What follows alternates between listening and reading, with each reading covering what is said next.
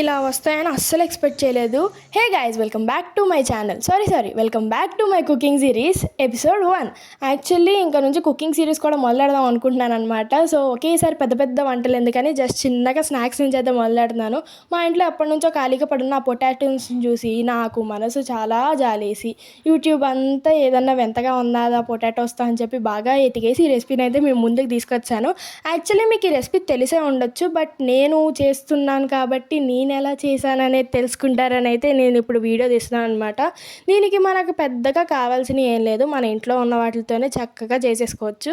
First అయితే నేను పొటాటోస్ని boil చేసుకున్నాను అండ్ దాన్ని స్మాష్ చేసేసుకొని కొంచెం కార్న్ఫ్లోరు, ఉప్పు, కారం, పసుపు, పెప్పరు, ఇంకా చిల్లీ ఫ్లేక్స్ ఇవన్నీ వేసుకొని అయితే మిక్స్ చేసేసుకొని మీకు నచ్చినట్టు అంటే మీకు నచ్చిన షేప్లో అయితే చేసుకొని దాన్ని మనం గోల్డెన్ బ్రౌన్ అదేలాగా వచ్చేలాగా ఆయిల్లో అయితే ఫ్రై చేసుకోవాలన్నమాట.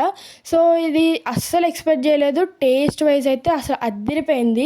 ఒకవేళ ఇదేమన్నా అయ్యి ఉంటే మా మమ్మీ చేతిలో నాకు అయిపోయేది. బట్ ఓకే, బాగా వచ్చింది కాబట్టి నాకు కూడా కొంచెం అమ్మయ్య నేను చేయగలననే కాన్ఫిడెన్స్ అయితే వచ్చింది.